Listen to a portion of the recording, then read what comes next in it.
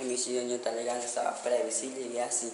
Quem quiser que acredita, mas agora eu vou falar o que destrava e destrava, não deixa nada passar. O cenário é de terror, picadilha de vozão, o meu som invade a mente e faz a conexão. No céu a bala voa, no chão nós cai pra pista, nós é 200 pro ar. Vou nem barulho da minha brisa, dando rolê pela comunidade aonde? Aqui em Marabá, o bagulho da do mundo, os caras não conseguem nem falar. Mas quem falou assim pra mim, tu não vai ser nada na vida. Esse mundo aqui dá a volta e nós deu a volta por cima. Quando eu tava lá embaixo, ninguém olhava pra mim. Mas Deus me deu a mão e hoje eu estou aqui. Só queria me humilhar, só sabia me julgar. Mas quando eu precisei, ninguém soube me ajudar. E eu canto apologia e tu faz coisa pior. Tu persegue os irmãos, mata ele não tem dó. Só porque não está famoso, tá um pouco conhecido. Quem sabe meu proceder, vem me chamar de bandido. E liga minha ameaça no Facebook, é comentário.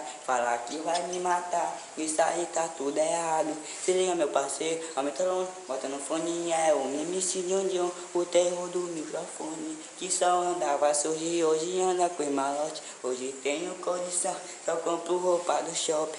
E quem fala mal de mim, mas agora eu vou falar. É o mundo dos caixa baixa, tá ligado? É nós que tá. Mais ou menos assim.